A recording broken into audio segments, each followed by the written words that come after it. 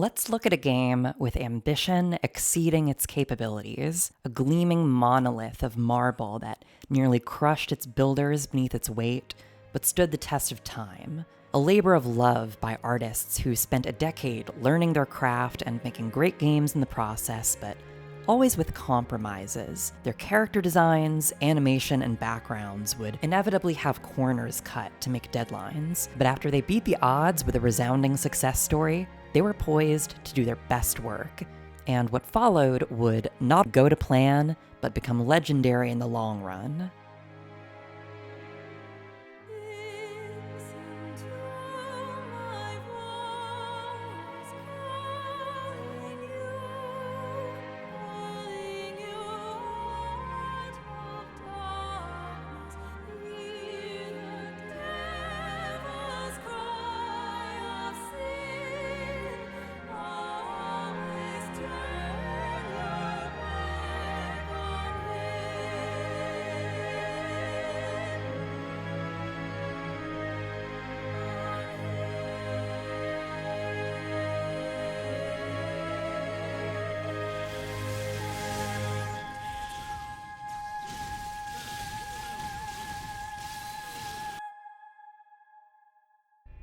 Devil May Cry had strong visual identity from the start.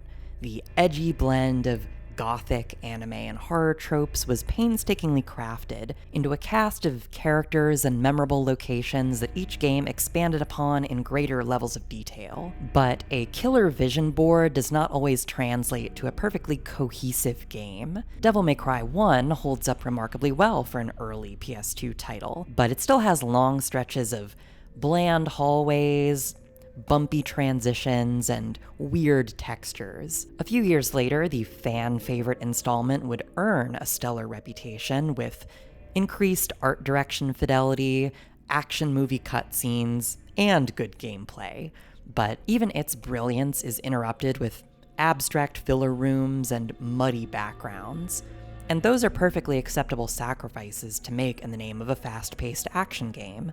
But what would a DMC game look like if every room got the star treatment? That was the plan, and a few sacrifices would still be made, but in different directions. Let's acknowledge the bad.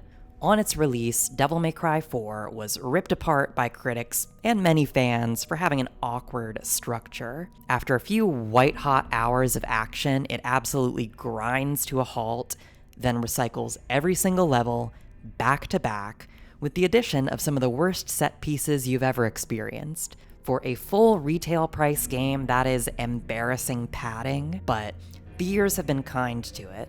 With the price significantly dropped, the value proposition is all right. And once the novelty of any game wears off, what is it that keeps you coming back? It's the core gameplay loop, and here, that is deep. While other games in the franchise might offer equal or even better value to the combo fiends, today I'd like to look at the holistic experience that anyone can enjoy. And the game begins with story, which is admittedly shallow, ridiculous, and best enjoyed with some friends to laugh and joke over the dialogue. And I find it noteworthy that in the game's native country, they didn't bother to include voice acting for their own benefit. We could consider this game's developers themselves to be like anime fans, enjoying their cartoons with subtitles, because the language barrier creates an emotional distance so that we can permit ourselves to enjoy something silly and childish. It is worth criticizing that they added 2 new major protagonists, and one of them is a sexy lamp. Sorry about that, Kyrie. But in addition to the flaws, the strengths of the game still hold up. The action-packed wire work isn't just visual eye candy. It goes hand in hand with the dynamic cinematography and editing to create scenes that are not only energizing and conducive to the gameplay, but pull double lifting of characterizing the leads. Series director Hideaki Itsuno once said that he likes to do silly things seriously, and I believe that he was able to impart that philosophy not only on his cutscene director Yuji Shimomura, but on the entire art team, who were able to create this detailed, craftsman-like experience that carries forth the energy of the opening scenes into every aspect of the play. And yes, this is going to be a very Nero-centric video. We will talk briefly about the other playable characters, but it's clear that the art team themselves were the most energized by having a new personality after 3 games with Dante. Fans of the series sometimes describe Nero as a simplified or even watered-down character designed to welcome newcomers to the series. And to a point, that's true, but he can also be the perfect avenue to explore it in greater depth if you played DMC once and haven't revisited it since. He definitely steals Dante's look, but Nero also finds a way to make it his own. Even the film language of the intro cutscenes alone do a great job outlining his entire character. Where Dante would bounce around with no effort, striking cool poses for fun, Nero has limits. His stunts rely more on momentum and gravity, using the weight of monsters against them. He is the kind of guy who would get his big anime sword stuck in a doorway. He's even confined, very briefly, to using one arm for the intro. And that sling gives him intrigue, so when he cops his edgy cool guy attitude, it's clear that his fellow characters find him annoying, or at least cute. Then the gameplay kicks in, and we run into the sticking point. While the game explains which buttons to press, the first enemy zips around so wildly that it's awkward to learn when you should do any of these things. Even the basic dodge is infamous. Every action game in history makes rolling one button. You see danger, you panic, you press dodge. But here, you have to input a direction relative to the camera. Physically, it's only one additional button press, but having to do 2 things instead of 1 as a split-second muscle memory is enough to put some people off. And if you can't dodge, you get hit, you can't get into flow state, it makes the game feel unapproachable. Conversely, for players who are more comfortable with action games, they might quickly discover certain moves in Nero's skill set that can trivialize fights. They do them over and over, they don't get hit, and they get bored. That's the great weakness of DMC. It's never been good at meeting players head-on with the challenge. It's obtuse. But for anyone who has the patience to go digging, there's plenty of depth that we will get into. And it must also be said, button mashing is relaxing. They still make side-scrolling beat-em-ups for a reason. People go to rage rooms for that reason. And Nero is a character who aesthetically elevates the act of venting your frustrations. Where Dante's sword combos are all about speed and flourishes that make you feel inadequate if you don't know how to use them optimally, Nero is a guy who seemingly can't aim. His 4 sword swings each curve in different directions, like the momentum of the blade overtakes him until he comes crashing down with a finisher. And that long moment of anticipation after the 3rd hit, then the motion blur when the 4th hit lands, it's ideal feedback. Again, mashing. One button does all of this, but timing begins to create variety.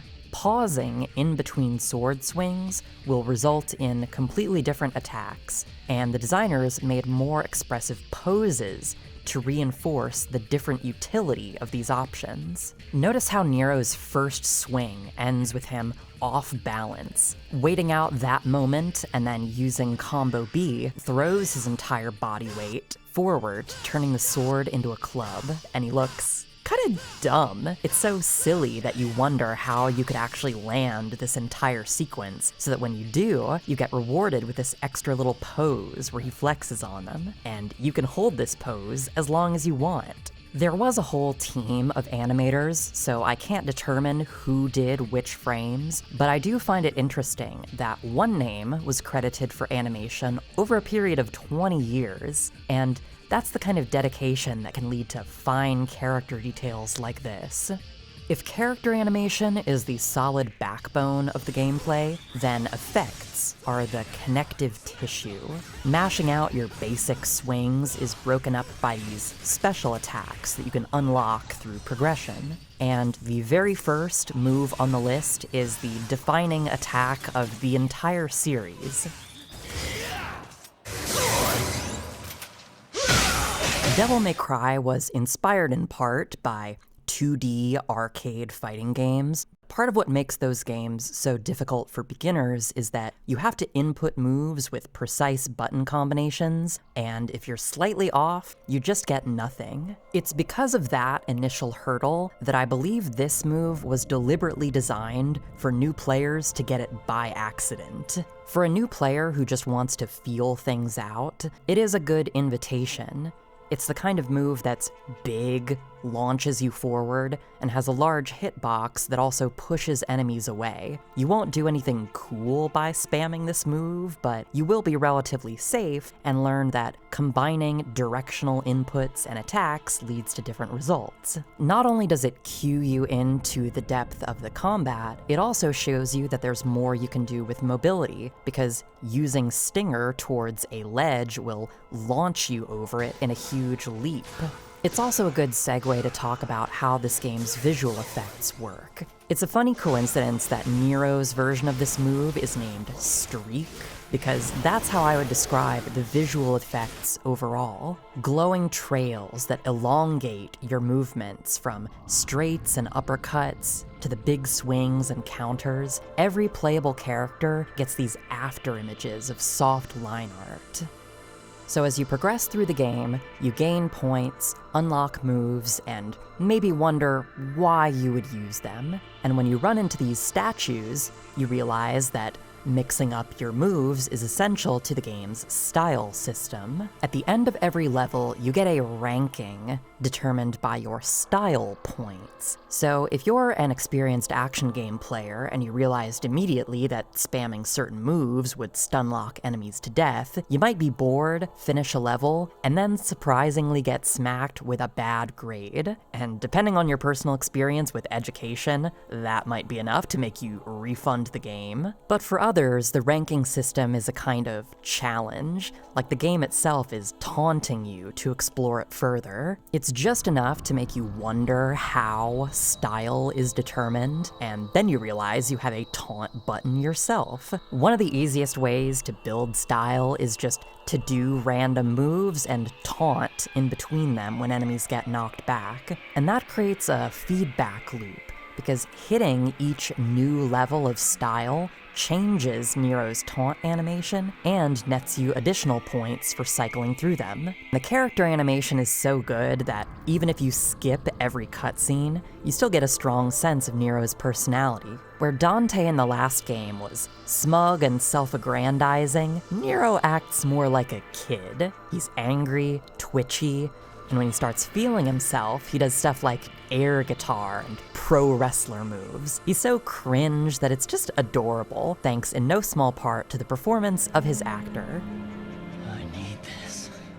What I love about Johnny Young Bosch's vocal performance is that it's the kind only a motion actor can give. His lines are all pumped full of this breathless energy.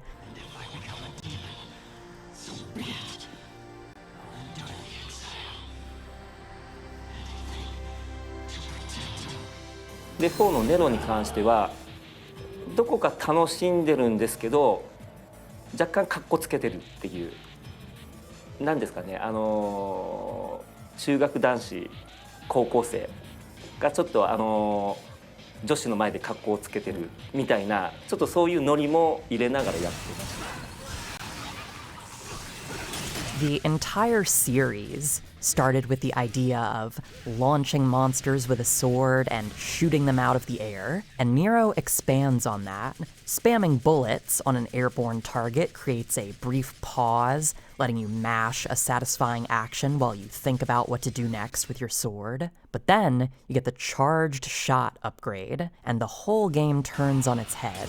While you do melee attacks, you can hold down the button, and after 2 seconds, you launch off a big shot that knocks back enemies. Then, if you hold it for a full 10 seconds, you upgrade that to a bomb. This little delay right here is just long enough that you can combine it in different ways with all of your launchers and special attacks so that turning each enemy into a helpless, stun-locked victim feels a little different. And it's not just about stunning enemies, because Nero himself gets launched backwards by the shot. He has a ton of options for moving while airborne, but let's take a break from his kit for a second and talk about the things that you're interacting with.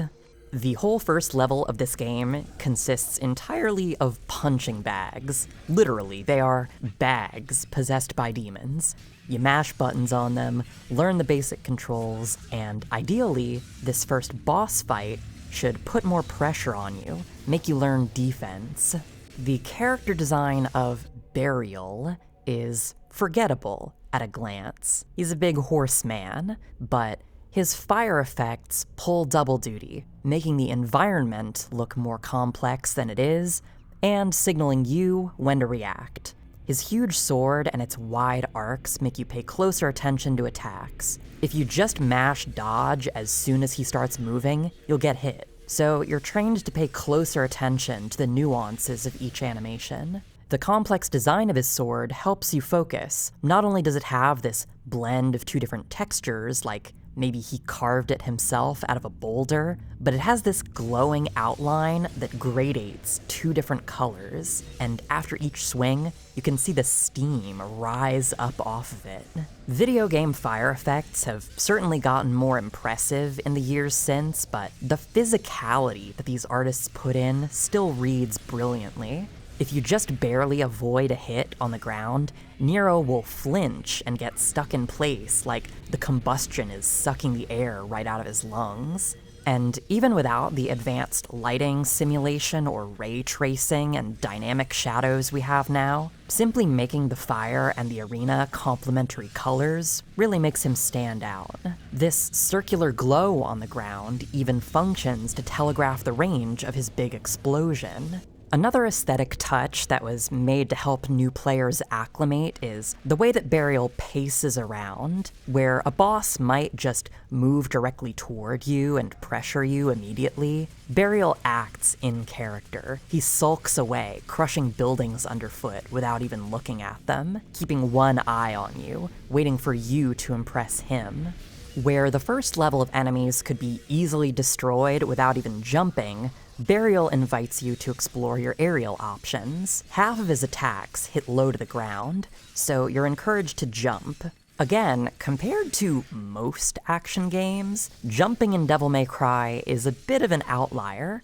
The overall duration of a jump is very short, but tall. Where games usually give you a more floaty jump to allow you to reposition yourself in midair, DMC intentionally limits your aerial travel distance, but it makes the startup of your jump invincible.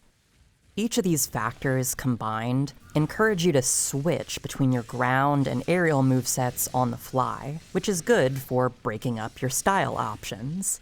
Early in the game, you won't have unlocked many moves, but the devs have also considered how getting those moves later and replaying this fight would change things. So Burial functions like 2 tutorials in one. After you go back and start styling on him with your full kit, you discover another major option: jump canceling. By simply jumping in midair near an enemy's body, it turns the enemy into a springboard, and because Burial is huge, this is extremely easy. So instead of doing an air combo and then getting swatted away, you can kick off of his face and then be ready to zip around, and that's only the beginning of what you can do in the air.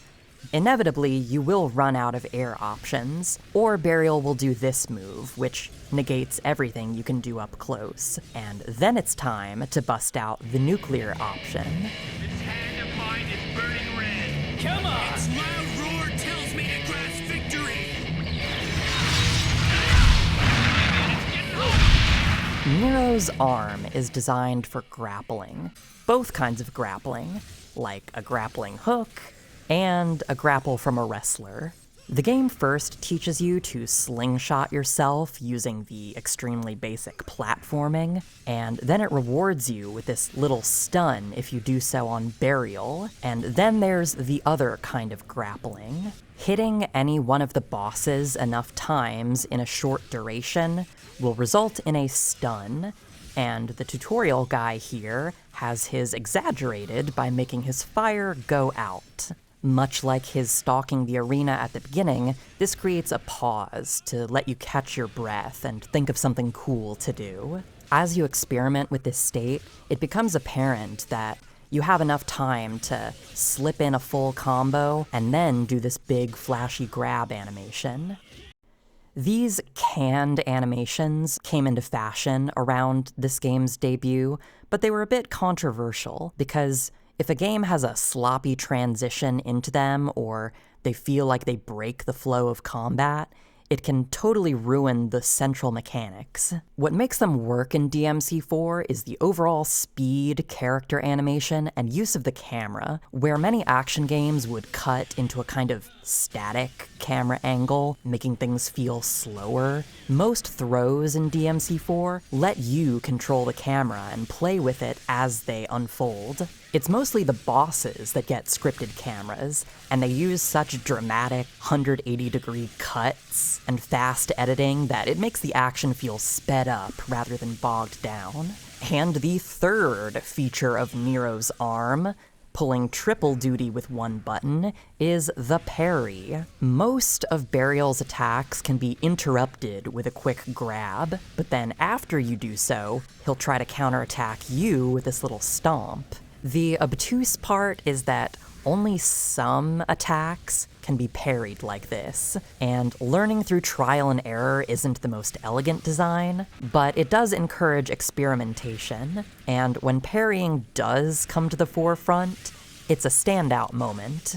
That's a wide range of defensive options, and we haven't even gotten to dodging. So in the last game, Dante had an entire combat style dedicated to invincible dashes, but by splitting up his moveset, it created a friction similar to the game's dodge roll input. It made muscle memory harder to develop. By giving Nero a smaller and more unified moveset, they emphasized the dynamic interactions between each of his moves. The standard roll has a long enough duration to be pretty safe, but it gets more exciting after you buy the upgrade. The cool guy dodging so fast he looks like he's standing still is a good visual contrast to his more wild attack poses, and because the timing is more difficult, in exchange for more time to counter, you get a basic risk versus reward option. And that's not the only anime trope turned into a gameplay mechanic. Shuffle is a move that dodges backwards, then shoots forward with a big sword swing. The dodge gives it varied applications, but none are more ideal than to counter these hugely telegraphed dashing attacks many enemies have. Because it's invincible, you get the satisfaction of zooming past your enemy and switching places, and then watching the camera whip around as they explode behind you. Okay, so you have a lot of flashy animations with your sword. That's not too unique. But, what's that thing on the health bar for? Yes, the sword is a motorcycle, and revving the engine sets it on fire. This has its own button, and you could stand around and charge it up, but that's boring. What's not boring? Rhythm games. If you time this button press right after finishing a sword swing, you will instantly rev up the engine. A flashy little trick that you can combine with every single move. This is a mechanic that's divisive even among fans of the series. because it is always correct to do this. Some people don't like playing a rhythm game on top of their action game, but the nice thing is, Nero is still plenty flashy even without it. The fundamental animations are so solid and the timing so smooth that if you choose to ignore this mechanic, the only downside is that fights last a bit longer. If you can accept that you won't get the world record speed run, you can still do cool style play and dynamically maneuver around enemies without having to worry about doing these little timed presses. What made me enjoy it personally was how it integrates the physical nature of the controller.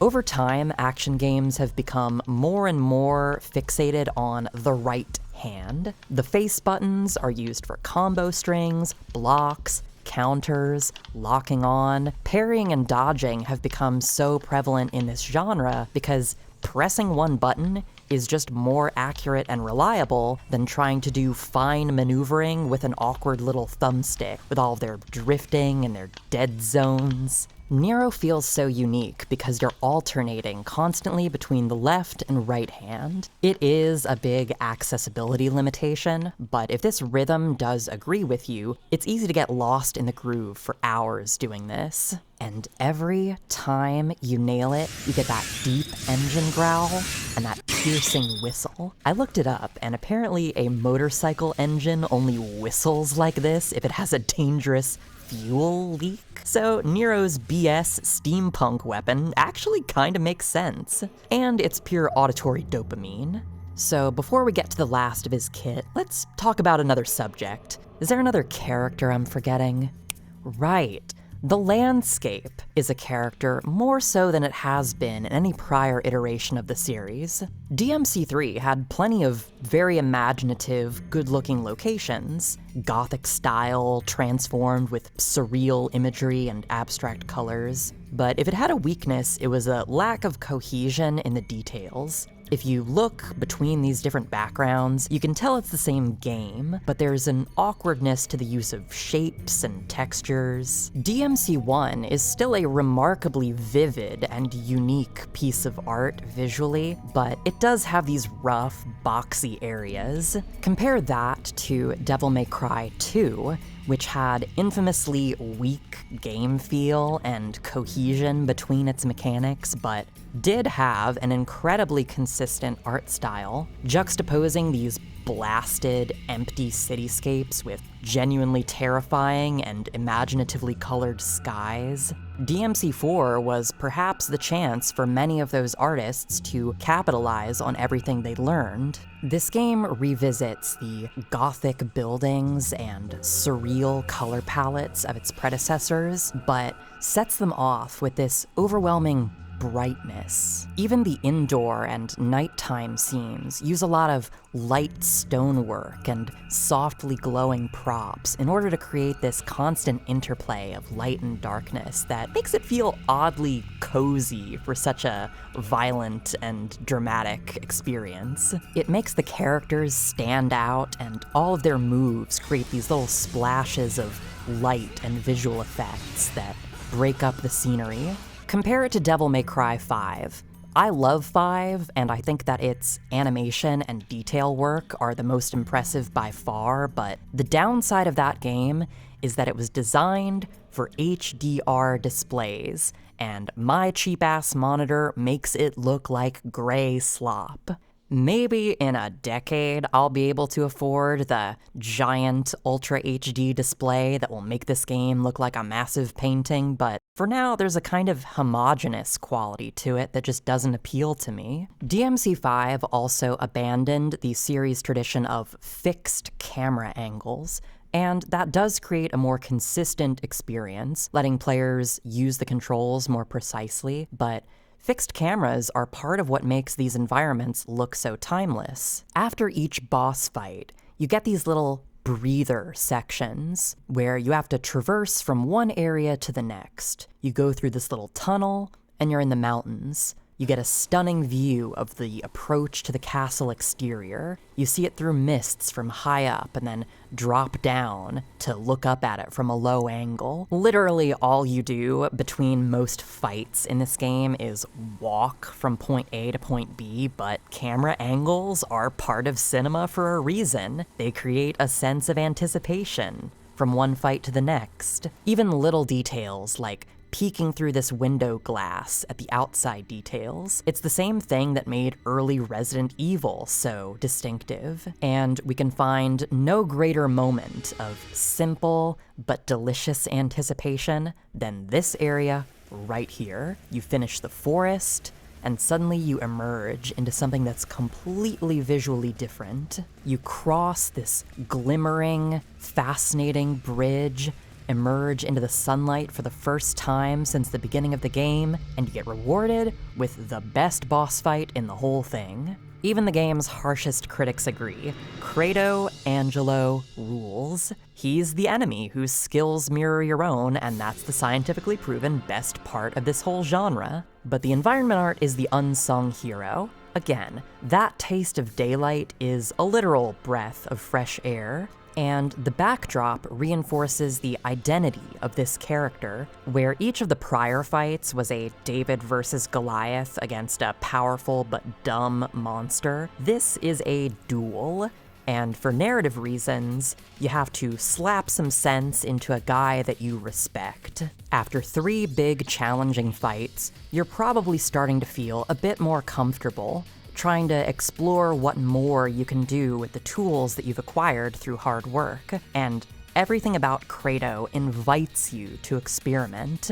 His attacks have these big arcs that encourage you to go for things like just frame dodges, or interrupt his sword swings with your own, or go for a grab, and every interaction will lead to different responses.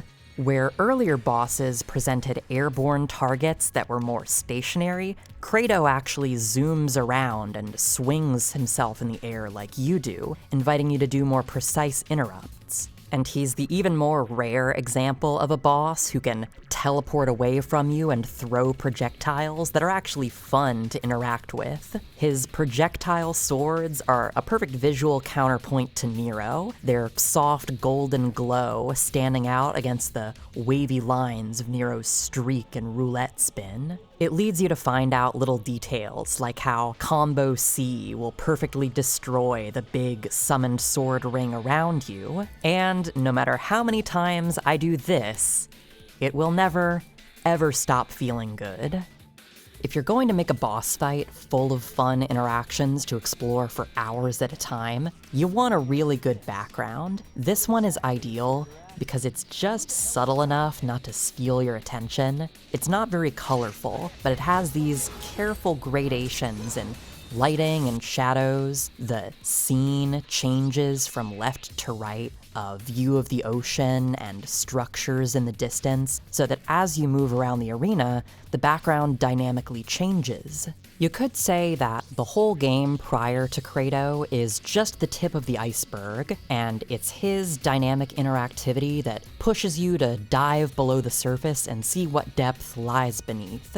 And then the second half of the game presents the other 80% of the iceberg. Look, I'm gonna level with you. I got really, really sweaty to play a half-decent Nero, but that is nothing compared to the complexity of Dante. The appeal of Dante is that he can act faster than the game can really animate.